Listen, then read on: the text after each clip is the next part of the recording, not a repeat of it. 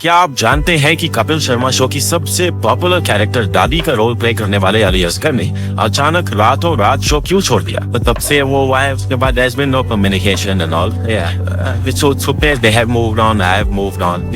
क्या सच में सुनील ग्रोवर और कपिल शर्मा की उस मनहूस फ्लाइट वाली लड़ाई ने पूरी टीम को तबाह कर दिया था, या फिर पर्दे के पीछे कोई ऐसी गहरी साजिश, क्रिएटिव डिफरेंस और एक पिता का ऐसा दर्द था जिसके बारे में मीडिया ने कभी बात ही नहीं की? और सबसे बड़ा सवाल, आज जब कपिल की पूरी पुरानी पलटन the great Indian Kapil show के साथ नेटफ्लिक्स पर वापसी कर चुकी है, तो आखिर अली असगर उस शो का हिस्सा क्यों नहीं है?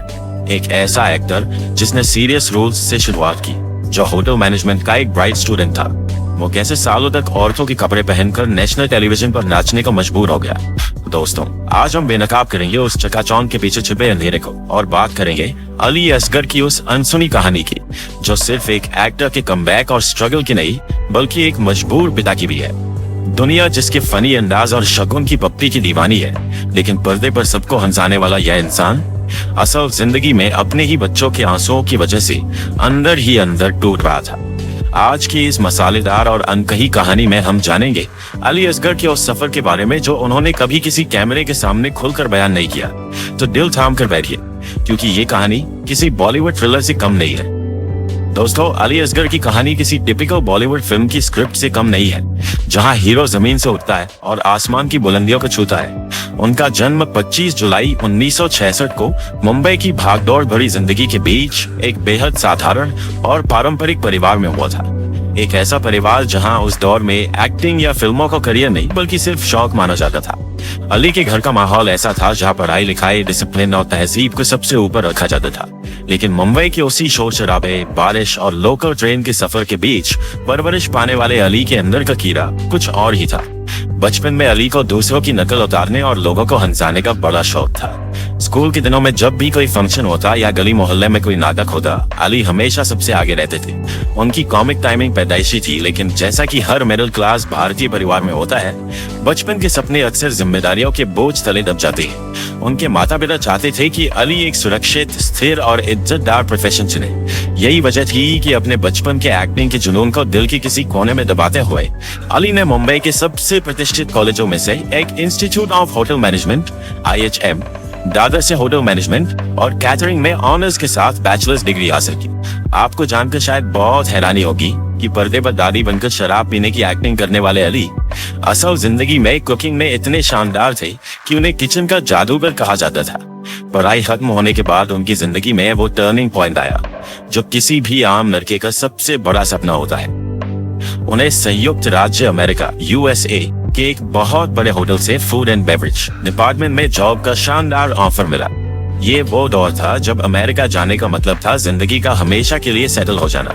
लेकिन यहीं पर कहानी में एक गहरा इमोशनल ट्विस्ट आ गया, क्योंकि कंपनी का कॉन्ट्रैक्ट पूरे 10 साल का था। अली के माता पिता अपने आंखों के तारे को खुद से दूर 7 समंदर पार बिल्कुल नहीं भेजना चाहते थे। उन्होंने अली को इंडिया में ही रुकने के लिए कहा। एक आज्ञाकारी बेटे की तरह अली ने अपने लाखों के उस अमेरिकन ड्रीम को पल भर में ठुकरा दिया और हमेशा के लिए अपने परिवार के पास रुकने का फैसला किया। अब अली मुंबई में ही थे, लेकिन होटल इंडस्ट्री की वो फॉर्मल जिंदगी उन्हें अंदर ही अंदर घुटने पर मजबूर कर रही थी और उनके अंदर का वो दबा हुआ कलाकार फिर से अंगड़ाइयां लेने लगा था। इसके बाद बिना किसी गॉडफादर, बिना किसी PR टीम के अली ने थिएटर और टेलीविजन की माया नगरी में कदम रखने का रिस्क उठाया। स्ट्रगल के दिन बिल्कुल आसान नहीं थे। 80 के दशक में मुंबई की चिलचिलाती धूप में स्टूडियोज के चक्कर काटना, रिजेक्शंस का सामना करना, अली ने यह सब झेला। पर कहते हैं ना कि टैलेंट अपना रास्ता खुद बना लेता है, और आखिरकार 1987 में जब टेलीविजन इंडिया में अपनी जड़ें जमा रहा था, तब इस स्ट्रगलर ने पहली बार कैमरे का सामना किया। दोस्तों, माया नगरी मुंबई में बिना किसी गॉडफादर के अपनी जगह बनाना कभी भी हवा नहीं होता, और अली असगर का सफर भी कांटों से भरा था। शुरुआती दिनों में उन्हें कई बार रिजेक्शंस का स्वाद चखना पड़ा। प्रोड्यूसर्स और डायरेक्टर्स उनके मुंह पर कह देते थे कि उनके लुक्स टिपिकल हीरो वाले नहीं, और मेकर्स उन्हें सीरियसली लेने को तैयार ही नहीं थे। लेकिन अली कहां हार मानने वाले थे। लंबी जद्दोजहद के बाद आखिरकार 1987 में दूरदर्शन के शो 1 2 3 4 में उन्हें जॉनी के एक छोटे से रोल के साथ अपना पहला टेलीविजन ब्रेक मिला। ये शुरुआत देखने में भले ही बहुत छोटी थी, लेकिन अली के लिए यह किसी बड़ी ब्लॉकबस्टर फिल्म से कम नहीं थी। इसके बाद उन्होंने पीछे मुड़कर नहीं देखा और 80 व 90 के दशक में चुनौती, दिल विल प्यार व्यार और 2 5 जैसे कई शोज में काम किया। मैं जिंदगी की खुशियां इन्हें मुर्गी किसी ने चुरा ली है यार। तरस रहा हूँ कि कब खुश हो गई गंदा मेरी झोली में आकर गिरा है। मुझे आपसे कुछ टेलीहिंट चाहिए। तो मुझे बताइए बुद्धि मेरी होगी या नहीं? ये बुद्धि कौन है? कॉलेज में एक नई आइटम आई है। लोग उनकी एक्टिंग को नोटिस तो कर रहे थे, लेकिन वो असली सुपरस्टारडम जिसके लिए हर एक्टर तरसता है वो अभी भी अली से मीलों दूर था। फिर आया साल 2000 जिसने इंडियन टेलीविजन का इतिहास और अली असगर की किस्मत दोनों को हमेशा के लिए बदल कर रख दिया। ये वो दौर था जब टीवी पर एकता कपूर का जादू सिर चढ़कर बोल रहा था। बालाजी टेलीफिल्म्स के कल्ट शो कहानी घर घर की में अली को कमल अग्रवाल का आइकॉनिक रोल ऑफर हुआ। दोस्तों, कमल अग्रवाल कोई आम किरदार नहीं था, वो ओम और पार्वती का देवर था। अली ने इस आदर्श देवर के किरदार में ऐसी जान फूंकी कि पूरे भारत की महिलाएं उन पर फिदा हो गई। जब पर्दे पर कमल अग्रवाल अपने परिवार के लिए आंसू बहाता था तो टीवी स्क्रीन के इस पार बैठे सख्त से सख्त लौंडे भी रो पड़ते थे।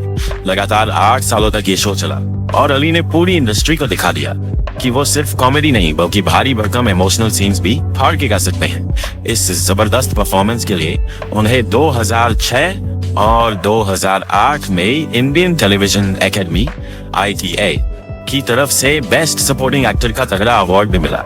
इसी दौरान उन्होंने कुटुंब और सब टीवी के शो FIR में पुलिस इंस्पेक्टर राज आर्यन का रोल करके लोगों को हंसने पर मजबूर कर दिया। लेकिन टीवी इंडस्ट्री की एक सबसे कड़वी सच्चाई है स्टीरियोटाइपिंग, यानी एक ही तरह के रोल में बांध देना। लगातार सीरियस और सपोर्टिंग रोल्स करते करते अली अंदर ही अंदर कुछ नया और तूफानी करना चाहते थे।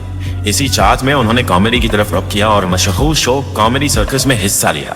साल 2007 में अली ने अपने टैलेंट के दम पर इसका पहला सीजन जीत भी लिया। लेकिन दोस्तों, यही वो टर्निंग पॉइंट था जहां से महिलाओं की किरदार निभाने की उनकी दिलचस्प जर्नी शुरू हुई, जो आगे चलकर उनके लिए सबसे बड़ा दर्द बनने वाली थी। कॉमेडी सर्कस के दौरान मेकर्स को लगने लगा कि अली जब फीमेल गेटअप में जैसे बसंती का रोल आते हैं तो वो सबसे ज्यादा फनी लगते हैं। आप यकीन नहीं करेंगे, लेकिन एक सीजन के 26 एपिसोड्स में से करीब 18-19 एपिसोड्स में मेकर्स ने उन्हें सिर्फ औरतों के कपड़े पहनाकर स्टेज पर उतारा। एक तरफ जहां दर्शक उनकी इन हरकतों पर हंस हंस कर पागल हो रहे थे, वहीं दूसरी तरफ असल जिंदगी का यह बेहतरीन एक्टर अपने ही बनाए हुए एक मीठे जाल में बुरी तरह फंसता जा रहा था। टीवी की दुनिया पर राज करते हुए अली ने बॉलीवुड की चकाचौंध में भी अपनी किस्मत आजमाई। बड़े पर्दे का जादू किसे अपनी तरफ नहीं खींचता। उन्होंने 1991 में फिल्म शिकारी में अपना डेब्यू किया और 1992 की रोमांटिक ड्रामा जान तेरे नाम में चीची का किरदार निभाया। लेकिन फिल्म इंडस्ट्री का स्ट्रगल टीवी से एकदम अलग था। टीवी पर लोग उन्हें उनके नाम से जानते थे, लेकिन बॉलीवुड में उन्हें हमेशा किसी बड़े हीरो के दोस्त, छोटे भाई या फिर कॉमिक रिलीफ वाले साइड रोल्स ही ऑफर किए गए। उन्होंने संजय दत्त के साथ खलनायक, गोविंदा के साथ जोरू का गुलाम और अक्षय कुमार के साथ 30 मार खां जैसी कई फिल्में की, लेकिन बॉलीवुड ने उन्हें वो दर्जा कभी नहीं दिया जिसके वो हकदार थे। मीडिया रिपोर्ट्स की माने तो फिल्मों में स्टीरियोटाइप रोल्स मिलने की वजह से ही अली ने टीवी को ज्यादा तवज्जो दी। टीवी उन्हें वो रचनात्मक आजादी, लीड रोल्स और बेशुमार पैसा दे रहा था जो बॉलीवुड शायद कभी नहीं दे पाता। अली खुद मानते थे कि टीवी का कैनवास उनके लिए बहुत बड़ा है जहां वो खुलकर खेल सकते हैं। अब तक अली असगर टीवी के बेताज बादशाह बन चुके थे, लेकिन उन्हें नहीं पता था कि उनके करियर का सबसे बड़ा ज्वालामुखी फटना अभी बाकी था। एक ऐसा शो जिसने उनकी जिंदगी को रातों रात अर्श पर पहुंचा दिया, लेकिन फिर उसी शो ने उन्हें एक ऐसा जख्म दिया जिसे वो आज तक नहीं भूल पाए। दोस्तों, अब आता है अली असगर की जिंदगी का वो सुनहरा दौर जिसने भारतीय टेलीविजन पर तहलका मचा दिया। एक ऐसा ब्लॉकबस्टर शो जिसने कॉमेडी की पूरी परिभाषा ही बदल कर रख दी, कॉमेडी नाइट्स विद कपिल और बाद में द कपिल शर्मा शो। लेकिन आपको जानकर बहुत बड़ी हैरानी होगी कि जब अली को इस शो में दादी का रोल ऑफर हुआ था तो उन्होंने साफ साफ इनकार कर दिया था। जी हाँ, वो लगातार औरतों के कपड़े पहन पहन कर इतने पक चुके थे कि उन्हें लगने लगा था कि एक एक्टर के तौर पर उनकी ग्रोथ बिल्कुल रुक गई है। लेकिन मेकर्स और खुद कपिल शर्मा ने उन्हें बहुत मनाया। इसी तरह अली ने सिर्फ 4 या 5 एपिसोड्स के लिए हामी भरी, क्योंकि स्क्रिप्ट पहले से ही लिखी जा चुकी थी।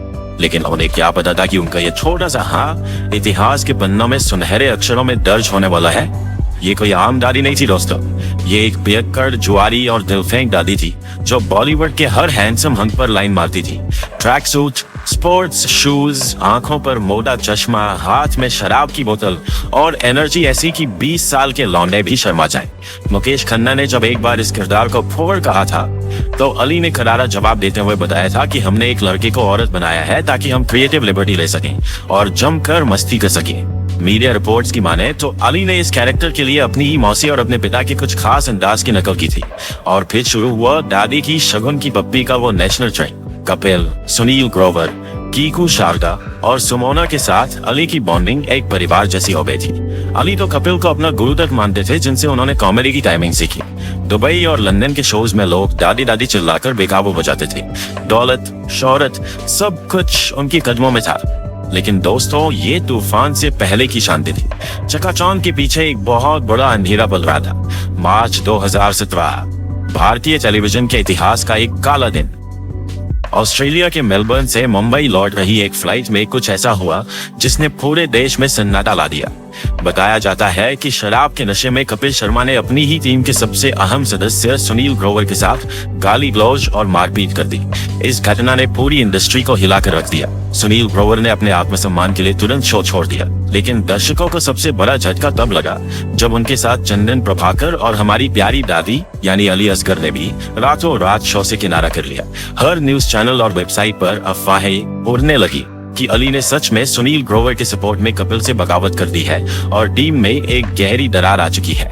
लेकिन हकीकत कुछ और ही थी दोस्तों, और वो सच इतना दर्दनाक था कि सुनकर आपकी भी आंखें नम हो जाएंगी।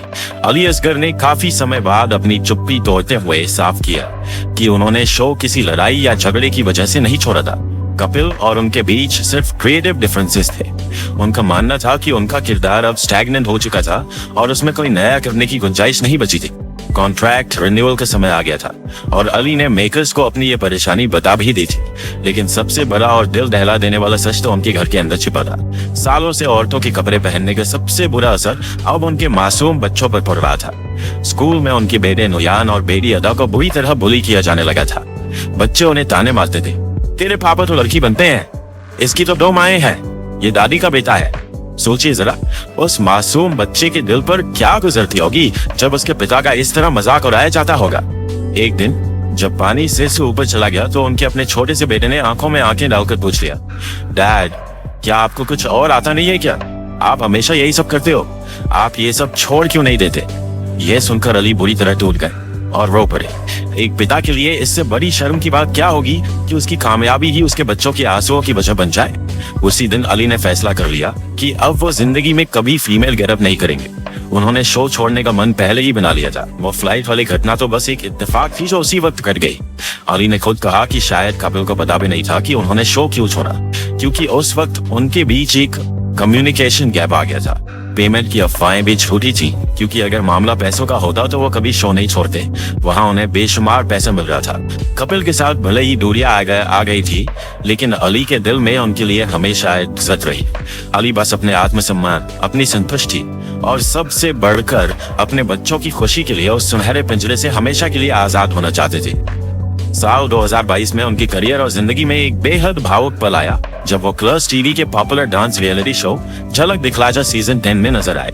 इसी शो के मंच पर परफॉर्मेंस के बाद उनके बच्चों अदा और नुयान का एक वीडियो मैसेज प्ले हुआ, जिसे देखकर अली नेशनल टेलीविजन पर फूट फूट कर रोने लगे थे। उनके बच्चों ने पूरी दुनिया के सामने कहा कि उन्हें अपने पिता पर गर्व है, जो दूसरों को हंसाने के लिए खुद का मजाक उड़ाने से भी कभी पीछे नहीं हटते। यह पल इतना इमोशनल था कि वहां बैठी माधुरी दीक्षित और दर्शकों की आंखें भी पूरी तरह नम हो गई थी।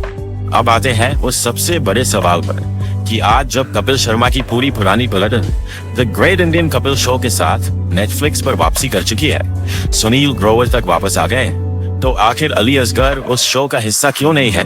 दोस्तों, इसका जवाब उनके उसी आत्मसम्मान और पिता के दर्द में छिपा है। अली आज भी अपनी शर्तों पर काम कर रहे हैं। उन्होंने अपनी कड़ी मेहनत से यह साबित कर दिया है कि एक सच्चा कलाकार किसी एक किरदार या किसी एक गेटअप का मोहताज नहीं होता।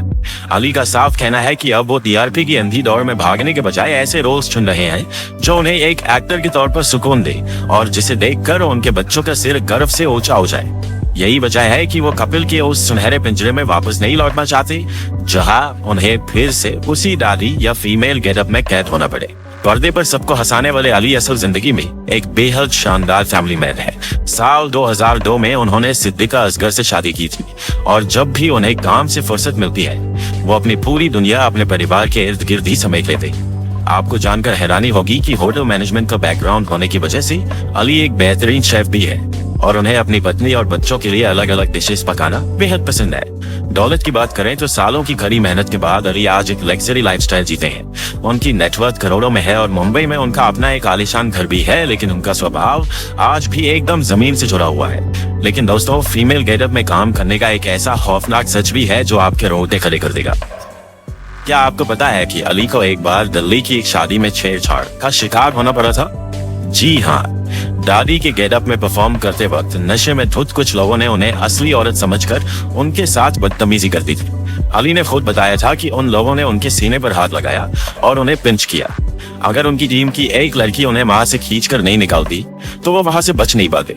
ये खौफनाक घटना दिखाती है कि स्क्रीन पर जो हमें 5 मिनट का मजाक लगता है उसके पीछे किसी इंसान की सालों की घुटन, उसके परिवार का दर्द और एक लंबा स्ट्रगल छिपा होता है।